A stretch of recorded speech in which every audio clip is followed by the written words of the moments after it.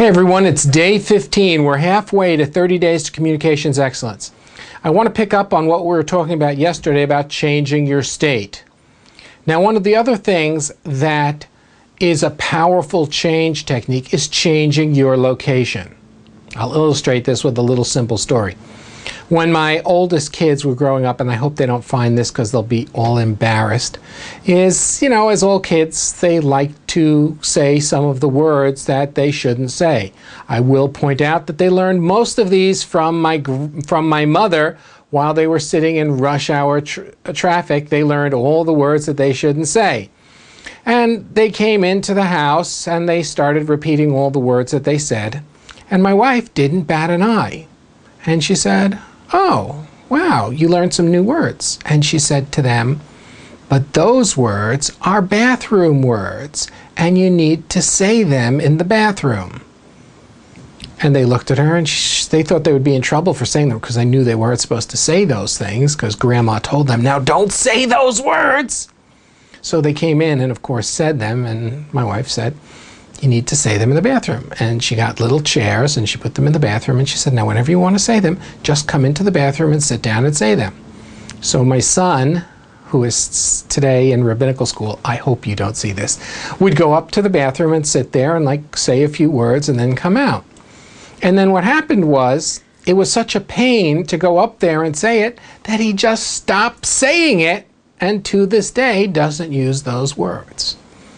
Now, if you want to have financial fears, that's okay, but you have to have a specific place to have them, okay?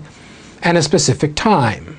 So let's say, I don't know what you do during the shower, but that seems to me to be a really good time to have financial fears. So just save your financial fears for when you're in the shower. Turn on the water and all of a sudden worry.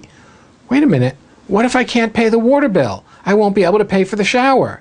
I wonder if the water company is going to come and ask me for the water that's already fallen on me to give it back to them. And how do you get the water back in the spout?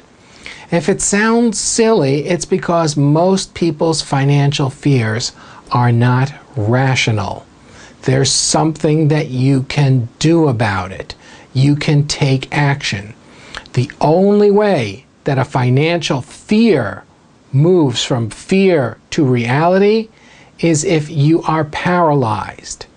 And you can break that by, number one, changing your breathing, as we talked about in the last video, and number two, confining your financial fear to a specific area. And thirdly is use the technique that Dr. Dobson suggested. Now, I'm not going for any Academy Awards here, but start to sing something, typically a silly song. I've been working on the railroad. You know how hard it is to maintain a financial fear when you're singing, "I've been working on the railroad"?